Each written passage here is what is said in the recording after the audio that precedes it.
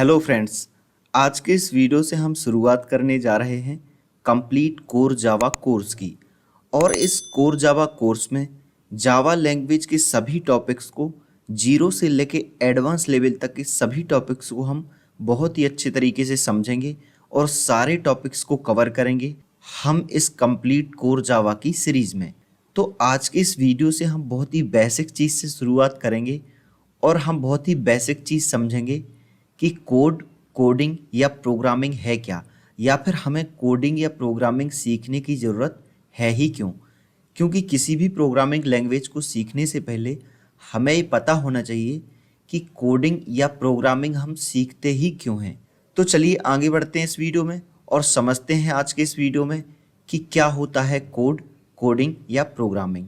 तो देखिए, real world में होता क्या है, जब भी दो इंसानों को आपस में बातचीत करनी होती है या आपस में कम्युनिकेट करना होता है, तो रियल वर्ल्ड में जो लैंग्वेजेस अवेलेबल हैं जैसे कि इंग्लिश और हिंदी, हम इन सभी लैंग्वेजेस का यूज करते हैं आपस में बातचीत करने के लिए, यानी कि आपस में कम्युनिकेट करने के लिए और अपनी बात को दूसरे तक पहुंचाने के लिए और दूसरे की बात को समझने के लिए। तो रियल वर्ल्ड में जो लैंग्वेजेस अवेलेबल हैं उनका यूज करके हम इंसान आपस में कम्युनिकेट कर सकते हैं।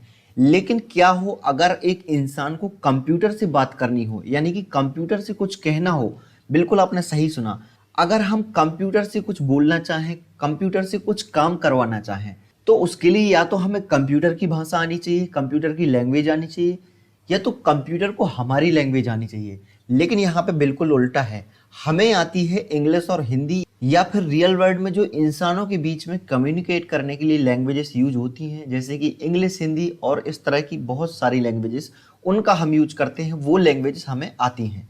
लेकिन हमें कंप्यूटर की कोई लैंग्वेजेस नहीं आती है।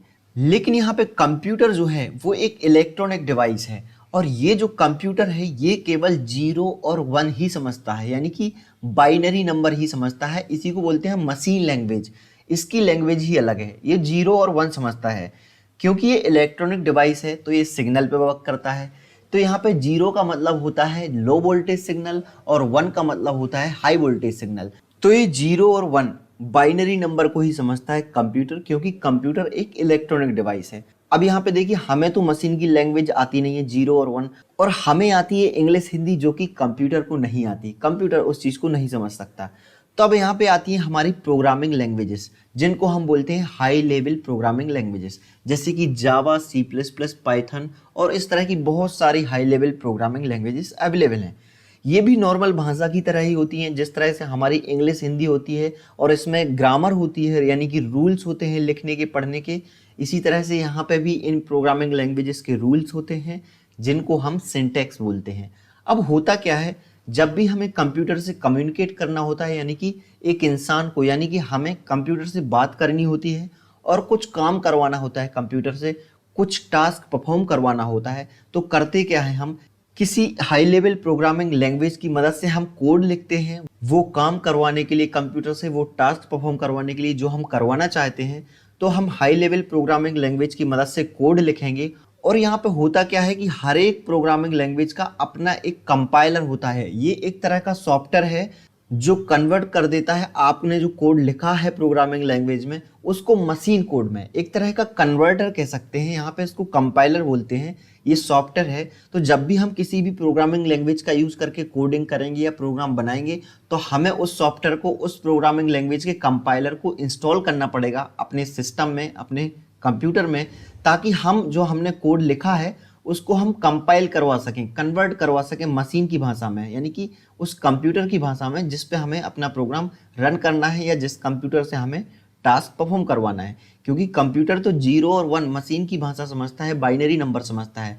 यहाँ पे इंटरेस्टिंग बात यह है कि कंप्यूटर भी प्रोग्रामिंग लैंग्वेजेस नहीं समझता है। लेकिन क्योंकि ये जो लैंग्वेजेस हैं, हाई लेवल लैंग्वेजेस, ये ह्यूमन इजीली अंडरस्टैंड कर लेता है, क्योंकि ये अल्फ़ाबेट्स, सिंबल्स और नंबर्स का ही कॉम्बिनेशन होता है जो हम कोड लिखते हैं इन प्रोग्रामिंग लैंग्वेज में।